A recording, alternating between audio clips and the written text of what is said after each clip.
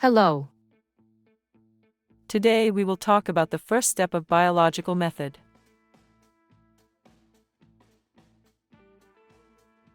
That first step of biological method is recognition of the biological problem.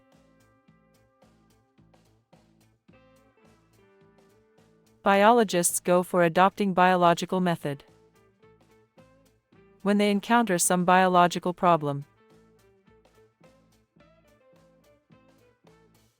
A biological problem is a question related to living organisms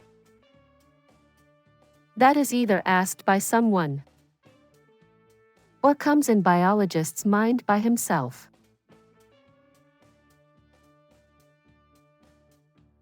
In our next lecture we will discuss about the second step of biological method, that is observations.